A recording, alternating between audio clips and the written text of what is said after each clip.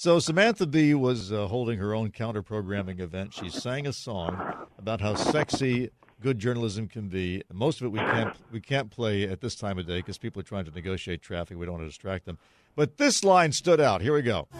You know my favorite type of centerfold is an oiled-up David Fahrenthold. He took a good look at Trump's finances, and now I want him in my pants. Yeah, that's enough. That's enough of that. That's enough. That's enough. Anyway, what an honor is all I can say. Yes, truly. It is a unusual, and that's really the first time this has ever happened to me. Really? Well, get used to it because... Yes. Has that happened to you? No, never. I was just happy she pronounced Fahrenthold correctly, and that a lot of people don't do that, and she did it right in the first try. Okay, first of all, Washington Post made a big deal on its fact-check page that Donald Trump has now reached, actually it's past 10,000 this morning. I think it's like 10,111 lies. Now, they can't all be distinct lies. There are some repeats in there, aren't there? I believe that's right. There are some repeats and variations in there. All right. Now, is this, I keep asking you this, is this fair? Because I'm sure for a lot of people it just sounds like piling on. We know who the president is. He does tend to embellish a few things, and we can decode what he really means.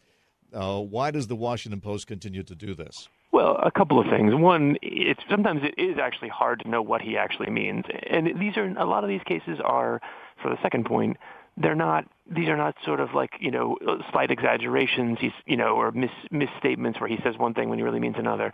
He's deliberately repeated things that are absolutely false and dangerous for people to believe. We shouldn't have a president that you can't believe. The president would make statements of fact about important things in American policy. We should be able to believe that person, and we can't right now. So it's a very important thing to keep track of. One thing he's saying recently is that abortion means people having a healthy baby after 9 months of gestation and then murdering it, which is not at all true, but he's been saying it at campaign rallies. It's important to point that out. Yeah.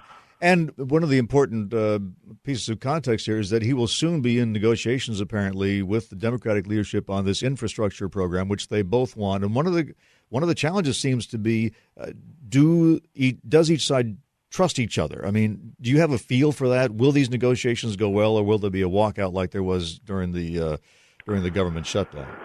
Well, Dave, call me cynical. I don't think the Democrats are approaching this with the goal of actually having a really big infrastructure bill that they can sign with Donald Trump. It would be monumentally, in a political sense, a stupid thing for them to do with an election coming up.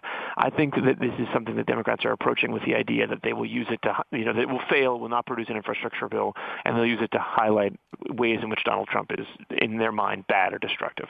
That's not good for the country, is it? I mean, everybody agrees that the highways are in miserable shape, and it's ridiculous it's been delayed this far. That's right. I think it is not good for the country that the highways would go unfixed because of a political fight. But I just don't see the Democrats giving Donald Trump a giant win. And basically, if you remember, Donald Trump's been talking about infrastructure since the beginning of his term. And every time he does it, he does something outlandish or screws it up somehow. He shoots himself in the foot, and he can't do it. For the Democrats to swoop in at the end and hand him a win on this policy he couldn't achieve himself, I just don't see that happening.